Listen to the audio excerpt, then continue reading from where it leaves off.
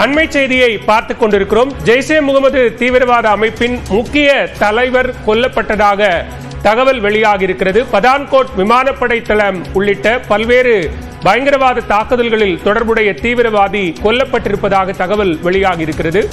ஏற்கனவே காந்தகார் விமான கடத்தலில் தொடர்புடைய அப்துல் ரவூப் அசார் கொல்லப்பட்டதாக தகவல் வெளியான நிலையில் பதான்கோட் விமானப்படை தாக்குதலில் தொடர்புடைய தீவிரவாதியும் கொல்லப்பட்டிருப்பதாக தகவல் வெளியாகி இருக்கிறது. கூடுதல் விவரங்களோடு இணைகிறார் சுசித்ரா. விவரங்கள்.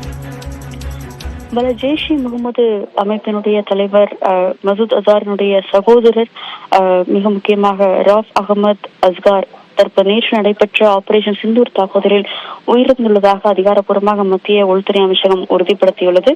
புல்வாமா தாக்குதல், பதான்கோட் தாக்குதல் என இந்திய எல்லைகளுக்குள் தீவிரவாத தாக்குதல்களை நடத்திய விவகாரத்தில் இவருடைய பெயர் என்பது பல்வேறு குற்றப்பத்திரிகைகள் இந்தியாவில் இணைக்கப்பட்டு தேடப்படும் ஒரு தீவிரவாதியாக அவர் அறிவிக்கப்பட்டிருக்கும் நிலையில் நேற்று நடைபெற்ற ஆபரேஷன் சிந்தூர் தாக்குதலில் அவர் கொல்லப்பட்டுள்ளதாக அதிகாரப்பூர்வ தகவலை தற்பொழுது மத்திய பாதுகாப்புத்துறை அமைச்சகமானது வெளியிட்டுள்ளது. ஜெய்ஷே முகமது அமைப்பினுடைய தலைவர் மசூத் அசாருடைய குடும்பத்தினர் சுமார் 10 பேர் நேற்று நடைபெற்ற தாக்குதலில் உயிரிழந்துள்ளதாக அவர் அறிக்கை ஒன்றை வெளியிட்டிருந்த நிலையில் தற்போது அவருடைய உடன்பிறந்த சகோதரரும் ஜெய்ஷே முகமது அமைப்பினுடைய மூத்த கமாண்டர்கள் ஒருவருமான ராஃப் அகமது அஸ்கார் அந்த தாக்குதலில் உயிரிழந்துள்ளது உறுதிப்படுத்தப்பட்டுள்ளது.